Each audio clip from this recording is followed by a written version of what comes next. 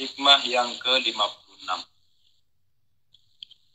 Qala Amirul Mu'minin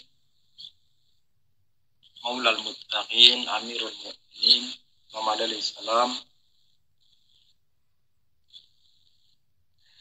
al-ghina fil ghurbati watan wal faqru fil watani ghurbat. Maulal Muwahhidin Amirul Mu'minin Imam alaihi salam di dalam hikmah yang ke-56 bersabda bahwa kekayaan, ini keberadaan orang kaya di tanah yang terasing, maka bagaikan keberadaannya di tanah kelahirannya sendiri. Dan kefakiran di tanah kelahiran sendiri bagaikan keberadaannya di tanah yang terasing.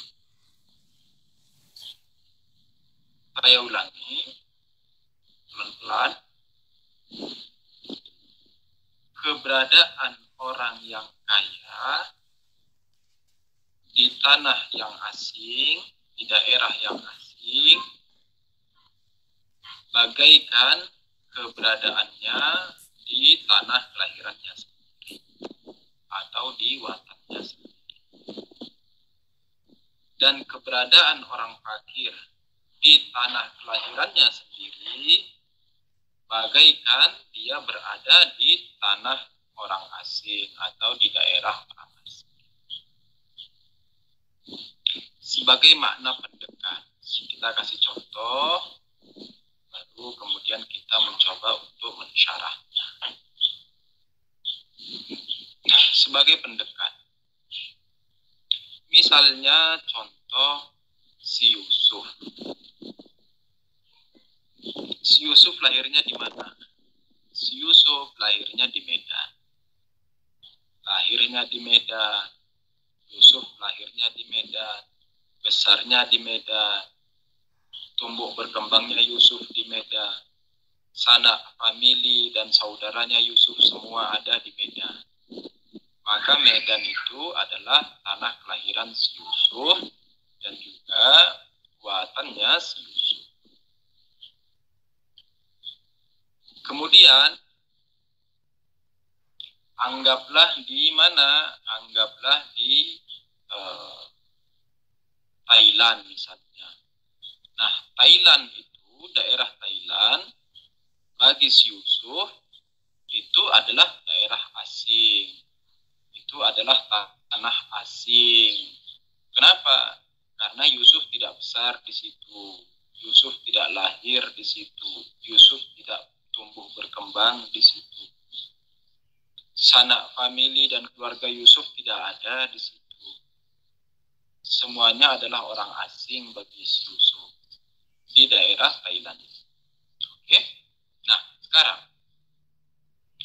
ketika si Yusuf ini kaya raya,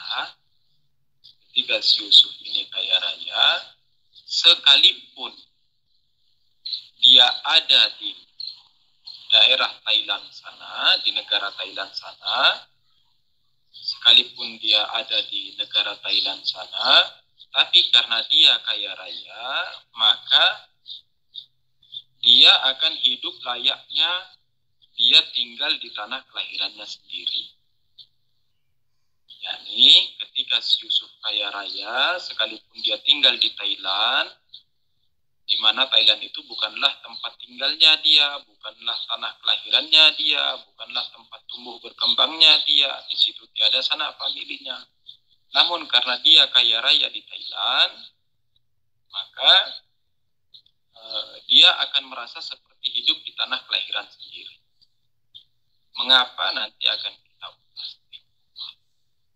Namun, ketika si Yusuf miskin, ketika si Yusuf fakir, maka sekalipun si Yusuf tinggal di Medan, menetap di Medan, di mana di situ semua sanak familinya ada, abang, kakak, adik, ayah, ibu, paman, bibinya semua ada di Medan. Namun karena si Yusuf itu orang fakir, orang miskin, maka tak ubahnya dia bagaikan tinggal di tanah terasing. Dia bagaikan tinggal di daerah antah barata. Ini makna pendekatan. Lalu bagaimana penjelasan? Di beberapa penjelasan para ulama seperti Aidullah Makarim Syirazi dan juga di Syarah Ibnu Maisam mencoba menjelaskan bahwa hikmah ini, yakni hikmah yang ke-56 ini hendak menggambarkan urusan duniawi. Hendak menggambarkan urusan duniawi. Maksudnya bagaimana? Maksudnya demikian. Ketika si Yusuf kaya raya, ketika si Yusuf punya banyak uang, sekalipun dia tinggal di daerah yang terasing, mana itu tadi daerah terasing? Yakni di Thailand tadi. Yakni di negara Thailand tadi. Sekalipun si Yusuf tinggal di Thailand, tetapi karena dia kaya raya dan punya banyak uang, maka dia akan hidup senang. Maka dia akan hidup bahagia. Dia akan hidup nyaman. Dia akan hidup tentram. Dan dengan kekayaannya itu, dia bisa menarik simpati dan juga menarik kasih sayang orang-orang yang ada di sekitar. Dan ini ketika Yusuf kaya raya, dia suka membantu, dia suka memberi hadiah atau misalnya ngajak makan bersama misalnya di daerah penduduk setempat. Akhirnya penduduk setempat akan menyukai dia, penduduk setempat akan mencintai dia, sehingga selayaknya tak ubahnya si Yusuf bagaikan tinggal di kampung halaman sendiri. yakni bagaikan si Yusuf tinggal di tanah kelahiran sendiri, di mana dia bisa mendapatkan cinta kasih sayang dari orang-orang yang ada di sekitar. Dan dia akan merasa tentram, dia akan merasa nyaman, dan dia akan merasa bahagia hidup di situ. Sebagaimana orang kalau tinggal di tanah kelahiran sendiri, tentu dia akan merasa nyaman, bahagia, senang, tentram tentunya, dan tidak merasa gundah. Kan begitu. Namun, ketika si Yusuf tinggal di kampung halaman sendiri, di mana tadi? Di Medan. Si Yusuf tinggal di kampung halaman sendiri, tempat dia lahir, besar, dan tumbuh berkembang. Namun dalam keadaan fakir miskin.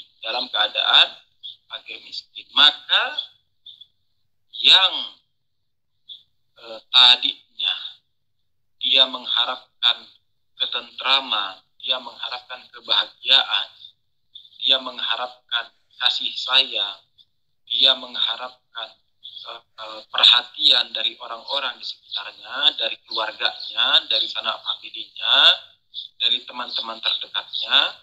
Namun karena fakir miskin, maka orang tidak memperhatikannya. Maka orang tidak lagi memiliki perhatian terhadapnya. Maka orang kurang mencintainya. Dan orang seakan-akan mengacuhkannya. Seakan-akan dia itu seperti tiada di tengah masyarakat. Sehingga ketika misalnya dalam satu perkumpulan, mungkin dia tidak akan diundang di dalam perkumpulan tersebut. Ketika dalam ada suatu majelis, ada pertemuan keluarga, mungkin dia tidak akan diundang. Kenapa? Dia itu orang yang tidak ada manfaatnya. Dia itu orang yang tiada pengaruhnya. Dia orang yang fakir miskin, orang yang terjauhkan. Ini satu makna yang bisa dipahami dari hikmah. Sehingga apa pelajaran yang bisa kita dapatkan dari ini dari makna satu ini ya. Jadi makna pertama apa? Makna pertama yakni meninjau hadis ini dari sisi duniawi. Lalu apa hikmah yang kita bisa dapatkan dari perkataan Amirul Mukminin Imam Ali di sini? Salah satu hikmah yang kita bisa dapatkan bahwa kita harus bekerja keras. Kita harus berupaya, berusaha untuk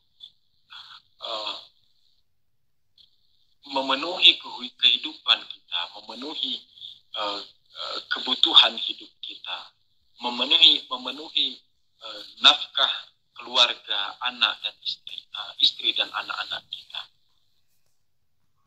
sehingga kita keluar dari garis kemiskinan, sehingga kita keluar dari batasan kemiskinan itu, dan kita berkecukupan di dalam kehidupan dunia kita.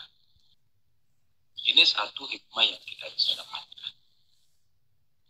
Hikmah yang berikutnya apa? Hikmah yang berikutnya, ketika kita kaya, ketika kita memiliki kelebihan di dalam harta duniawi, maka seyogyanya kita haruslah membantu, haruslah menyambangi, haruslah memperhatikan orang-orang yang ada di sekitar kita, tetangga kita, jiran kita, teman-teman yang ada di sekitar kita. Yakni bagaimana sehingga kekayaan ini, rezeki yang berlimpah ini, rezeki yang melebihi kadar kebutuhan kita ini juga bisa dirasakan oleh orang-orang yang ada di sekitar, oleh teman-teman yang ada di sekitar kita. Sekalipun kita berada di kampung orang lain, sekalipun kita tinggal bukan di tanah kelahiran kita. Untuk apa? Sehingga dengan perlakuan kita ini, dengan dermawannya kita, dengan suka membantunya kita,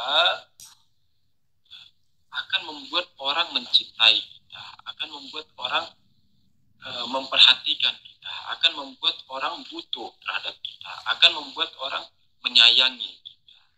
Dan tentu ini hal yang positif. Kenapa? Karena kita tidak dianjurkan, kita sebagai manusia, sebagai mukallaf, sebagai insan, tidak dianjurkan untuk menggapai kebencian orang. Bahkan yang dianjurkan kepada kita adalah bagaimana caranya kita berusaha untuk menggapai kasih sayang orang lain. Bagaimana caranya kita bisa menggapai cinta orang lain, perhatian orang lain, bukan kebencian dari orang lain. Ini beberapa pelajaran yang bisa kita sarikan dari makna yang pertama.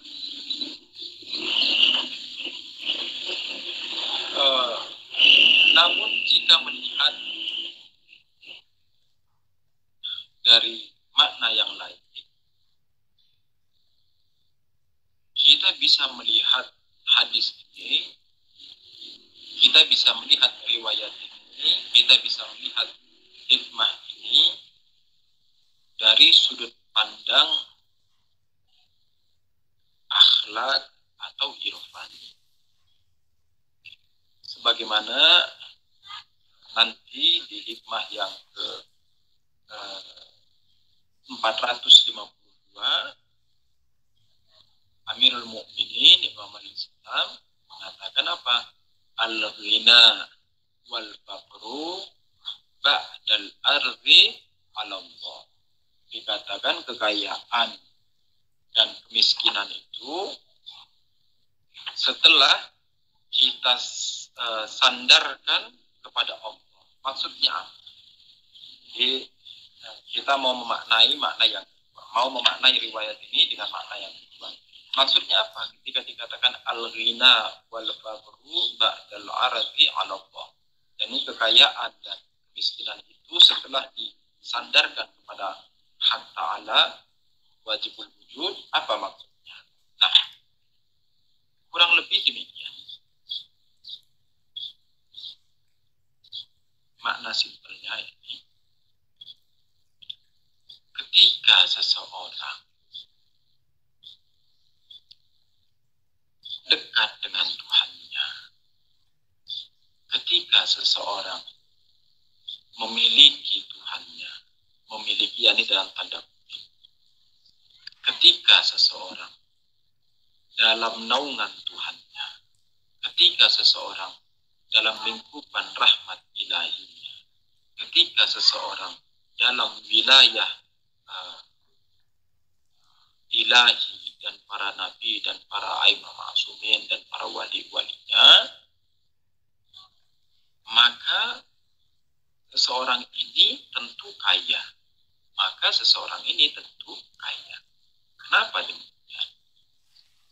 Karena tidak akan ada satu orang yang berakal pun, tiada satupun dari orang yang berakal yang rela mengganti dan menjual keimanannya, menjual keyakinannya, menjual wilayah Amirul Mukminin Imam Ali Salam, bahkan dengan harga misalnya diganti dengan seluruh kekayaan dunia ini atau seluruh kekayaan langit dan bumi ini. Tiada seorang berakal pun yang rela menggantikan. Yakni ketika ada orang datang kepada antum lalu mengatakan misalnya, Pak Rahmat, mau ndak kamu lepaskan wilayah Amirul Mukminin Imam Ali Salam ini dan kamu berbaiat secara hakiki, ya, berbaiat secara hakiki kepada musuhnya Amirul Mukminin Imam Ali Salam. Kemudian sebagai penggantinya saya akan serahkan misalnya kamu sebagai Presiden Indonesia misalnya. Tentu Pak Rahmat tidak akan melakukan hal itu. Dan tiada satupun dari orang yang berakal yang akan melakukan hal itu. Ketika demikian, yakni ketika kita tidak akan menjual keyakinan kita, akidah kita, dan tidak akan menjual wilayah Amirul Mukminin Imam Ali Salam ini berapapun harganya, berapapun tawarannya, maka tentu kekayaan apa lagi yang lebih kaya daripada kita? Yani siapa lagi yang lebih kaya daripada kita? Justru orang yang mau membeli keyakinan kita, dialah sesungguhnya yang miskin. Orang yang menawarkan kita dengan urusan duniawi, orang yang menawarkan kita dan mengiming-imingi kita dengan kekayaan duniawi, sehingga kita melepaskan wilayah Amirul Mukminin Imam Ali alaihissalam ini, maka sesungguhnya dialah yang miskin, dialah yang fakir. Oke? Artinya, ketika kita berada dalam wilayah Amirul Mukminin Imam Ali alaihissalam, yang sudah pasti ketika kita berada dalam wilayah Amirul Mukminin Imam Ali Salam, maka kita berada di dalam bentengnya ilahi Rabbi, sebagaimana dalam hadis yang senantiasa kita bacakan, dikatakan wilayah Ali bin Abi Thalib hisni, faman dakhala hisni amina min azab. Wilayahnya Amirul Mukminin Ali bin Abi Thalib adalah bentengku, kata Tuhan, dan siapa saja yang masuk ke dalam bentengku akan aman dari azab. Maka ketika orang sudah memiliki wilayah Amirul Mukminin Imam Ali alaihissalam, ketika orang sudah masuk di dalam wilayah ini, apalagi yang akan dia butuhkan? Harta apa lagi yang dia butuhkan? Ketika dia tidak lagi membutuhkan harta apapun kecuali wilayah Amirul Mukminin Imam Ali alaihissalam, maka tentu dia adalah orang yang kaya secara hati. Dia adalah orang yang sebenar-benarnya kaya. Dan begitu pun sebaliknya. Orang yang jauh dari Tuhan, orang yang jauh dari rahmatnya, orang yang jauh dari nabinya, orang yang jauh dari wilayah Amirul Mukminin Imam Ali alaihissalam dan para imamul ma'sumin alaihissalam, maka sesungguhnya orang inilah orang fakir, orang inilah orang miskin, Orang inilah orang yang tidak memiliki apapun. Orang inilah yang hidupnya terlantung-lantung dan terlunta-lunta. Orang inilah yang hidupnya terpapah-papah.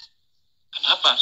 Karena ketika dia tidak memiliki wilayah Amirul Mukminin Imam Ali alaihissalam, dan ketika dia tidak memiliki Tuhan, maka apa yang dia punya? Sesungguhnya dia tidak memiliki apapun. Sesungguhnya dia tidak memiliki apapun. Sehingga pada hakikatnya orang yang seperti ini dan orang yang tidak memiliki wilayah Amirul Mukminin Imam Ali alaihissalam adalah orang yang sebenarnya miskin, adalah orang yang fakir secara hakiki. Maka dari penjelasan ini, mari kita maknai hikmah yang ke-56. Dikatakan al-ghina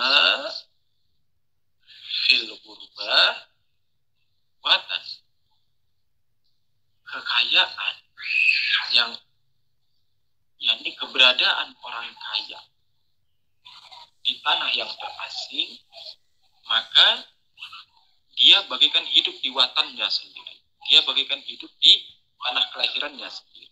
Artinya apa? Artinya dia akan tenang, dia akan aman, dia akan sentosa, dia tidak akan gundah gulana.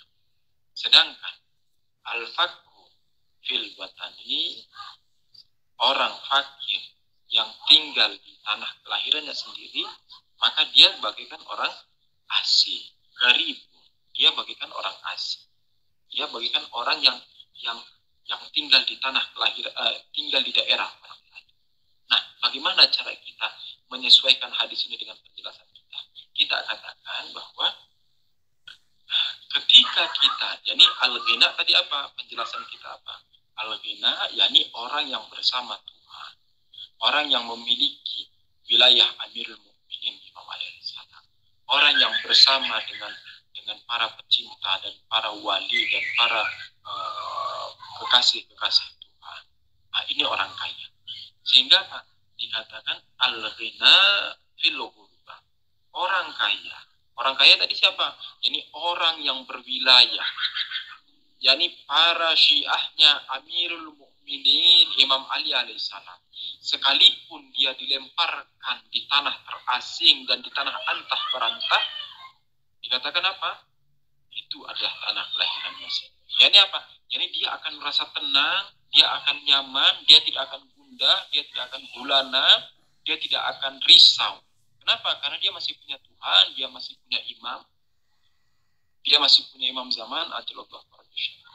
Sekalipun dia dilempar di tanah asing, sekalipun dia dilempar di tanah antah berantah, sebagaimana kisahnya Abu Zar. Kalau antum merujuk kepada kisahnya Abu Zar, jadi setelah wafatnya Rasulullah Shallallahu Alaihi Wasallam dan masuk di zaman kekhalifahan, Abu Zar diasingkan oleh khalifah yang ketiga, diasingkan ke tanah yang antah berantah, di mana tiada penghuni di situ satu. Yani Abu Zar beserta keluarganya dilemparkan, diasingkan ke suatu tempat yang di situ tiada penghuninya. Namun pertanyaan, apakah lalu Abu Zar merasa gundah? Apakah Abu Zar merasa risau? Apakah Abu Zar merasa bimbang? Oh tidak. Kenapa?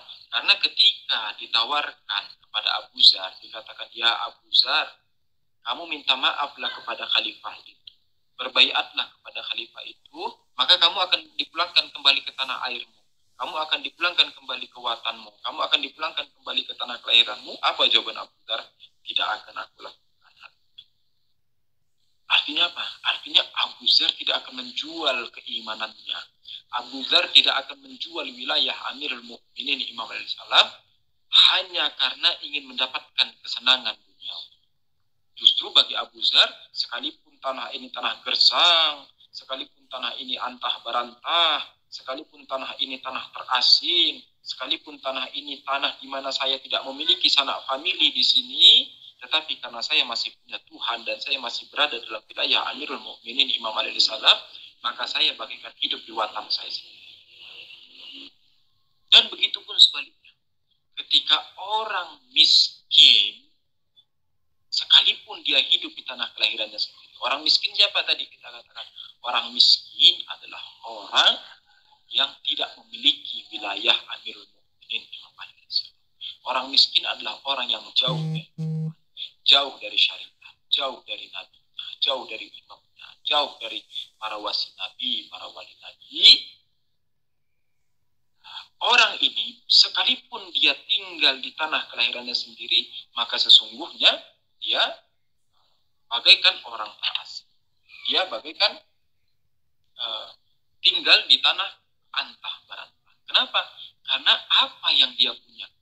Ketika orang tidak memiliki wilayah Amirul Mukminin Imam Ali alaihissalam, ketika orang jauh dari Tuhan, lalu apa yang dia punya? Maka dia akan terasing. Sekalipun secara zahir, sekalipun secara tampakan luar, kita melihat, wah dia enak itu. Dia tinggal di tanah kelahirannya sendiri. Dia bercengkrama, bersenda gurau, tertawa bersama keluarganya. Sekalipun secara zahir kita melihat hal ini demikian. Namun pada hakikatnya sesungguhnya dia sedang terasing. Kenapa terasing? Karena dia sedang jauh dari watan aslinya. Apa itu watan aslinya? Watan aslinya akan kita terjemahkan dengan ayat Quran, dikatakan kalimatul istirja. Istilahnya itu kalimatul istirja. Apa kalimatul istirja? Dikatakan inna lillahi wa inna ilaihi raji'un. Kita ini sesungguhnya, kita ini semua berasal dari Tuhan dan akan kembali kepada Tuhan. Maka wilayah Tuhan ini, wilayah Nabi ini, wilayah imam ini sesungguhnya itulah watan kita. Sehingga ketika orang tidak berada di garis, ketika orang tidak berada di garis ilahi, ketika orang tidak berada di garis para nabi, di garis para aimah ma'sumin alaihissalam, maka sesungguhnya dia sedang keluar dari watannya. Sesungguhnya dia sedang keluar dari tanah kelahirannya sendiri. Dan dia sedang berada di tanah gersang, antah berantah, dan tanah yang keras. Ini makna yang kedua. Dan dari makna yang kedua ini, apa yang kita dapat? Apa yang bisa kita ambil pelajarannya? Dari makna kedua ini, kita akan menyatakan sekalipun mereka menelantarkan kita, mengasingkan kita, melemparkan kita, bahkan ke gurun pasir yang tiada sumber air sama sekali, tiada kehidupan di sana, tiada orang di sana, hanya demi mengganti akidah kita, hanya demi mengajak kita dan merayu kita untuk meninggalkan wilayah Amirul Mukminin Imam Ali alaihissalam ini, maka hal itu tidak mungkin kita lakukan. Dan kita akan tetap kokoh, dan kita akan tetap tegar, dan kita akan tetap tegas menyatakan bahwa sebagaimana syairnya orang Arab, dikatakan syairnya orang Arab, lau qata'u arjulana wal yadain na'tika zahfan sayyidi ya Husain. Lau qata'u arjulana wal yadain na'tika zahfan sayyidi ya Husain. Jadi sekalipun mereka memotong kedua tangan kami dan memotong kedua kaki kami, maka kami akan tetap mendatangimu sekalipun dengan merayap, wahai maulaku, wahai junjunganku ya Husain. Nah, ini akidah kita, ini keyakinan kita. Mereka mau potong tangan dan kaki kita, kita akan tetap berziarah ke Imam Husain alaihissalam sekalipun dengan merayap, karena mereka sudah memotong dua tangan dan dua kaki. Artinya apa? Artinya mereka tidak akan bisa membeli keyakinan kita, membeli keyakinan kita, dan mereka tidak akan bisa membeli akidah. Mereka tidak akan mampu membayar wilayah Amirul Mukminin Imam Ali alaihissalam bahkan dengan harga yang berlipat-lipat. Bahkan jika sekalipun ditawarkan kepada kita langit dan bumi beserta segala isinya. Ini makna yang kita bisa pahami dari riwayat. Saya kira untuk hari ini kita cukupkan sampai di sini. Tadinya mau membaca 2 riwayat, tapi khawatir terlalu panjang. Insyaallah kita lanjut minggu depan. Bila taufik hidayah. Assalamualaikum warahmatullahi wabarakatuh. Ini malam Jumat. Mari kita hadiahkan kepada sanak famili kita, abang, adik, ayah, ibu, paman, bibi, kakek, nenek, semua keluarga kita, dan juga sahabat-sahabat kita yang dulunya bertegur sapa kita, yang dulunya bersama-sama duduk bersama kita dan kini telah kosong di tempatnya. Dan juga kita hadiahkan kepada para seluruh mukminin, mukminat di mana saja berada, syuhada, dan pada guru-guru kita, khususnya marhum maghfur Ustaz Hasan Abu Ammar Allah darajatah, dan juga untuk marhum Ustaz Husain Habsyi, marhum Kang Jalal, marhum Ustaz Toha Musawwa, marhum Sayyid Muhammad Ridho Segar, dan juga Ustaz Ahmad Rusdi dan Ustaz Ahmad bin Abu Bakar di Kota Palu, dan ulama-ulama kita lainnya, guru-guru kita lainnya, dan juga untuk ulama-ulama kita, marojih kita, khususnya Imam Khomeini Qudisa Sirruh, Ayatullah Bahjat, Ayatullah Allamah Tabatabai, Allamah Sya'arabi, Ayatullah Ilahi Bushiri, Allamah Hasan Zodi Omdi, Ayatullah Misbah Yasdi, Ayatullah Qazi Tabatabai, Ayatullah Ilahi Tabatabai, Ayatullah Yahya Ansari Shirazi, dan ulama-ulama lainnya. Semoga Allah memutihkan wajah mereka, menerangi kubur mereka, dan menyatukan mereka bersama para anbiya, ausia, syuhada, dan juga untuk ulama dan marojih yang masih hidup, khususnya untuk rahbar Muazzam Sayyid Ali Khamenei Hafizahullah, dan untuk kezuhuran Imam Zaman Al-Jalallah Barakatuh Syarif, Al-Fatihah ma'as salawat. Allahumma salli ala Muhammad wa ala Muhammad. Assalamualaikum.